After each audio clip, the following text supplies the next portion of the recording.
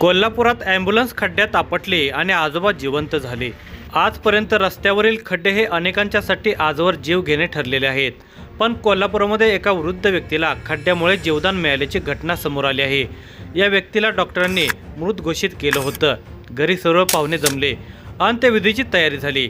त्यानंतर रुग्णालयातून घरी अंत्ययात्रेसाठी नेत असताना अचानक हा व्यक्ती जिवंत असल्याचं समजलं। कोल्हापूरच्या कसबा बावडा येथील रहिवासी पांडुरंग उल्पे यांना रुग्णालयाने मृत घोषित केलं होतं। त्यानंतर त्यांना त्यांच्या घरी आणण्यात येत होतं।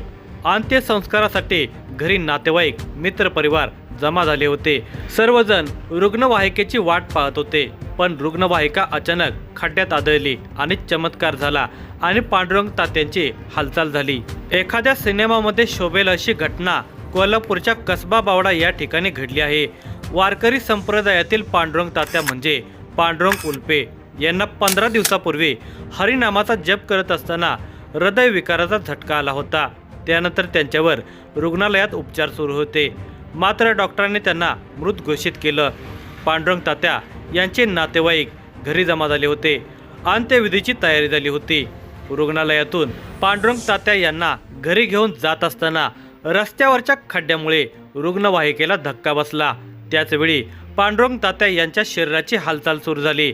नातेवाईकांनी पांडुरंग तात्या यांना पुन्हा रुग्णालयात नेले आणि आज पांडुरंग उल्पे तात्या आपल्या पायावर उभे राहून घराकडे चालत आलेत।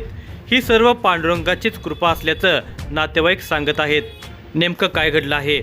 16 डिसेंबर रोजी पांडुरंग उल्पे हे सायंकाळी हरिनामाचा जप करत असतानाच त्यांना हृदयविकाराचा झटका आला।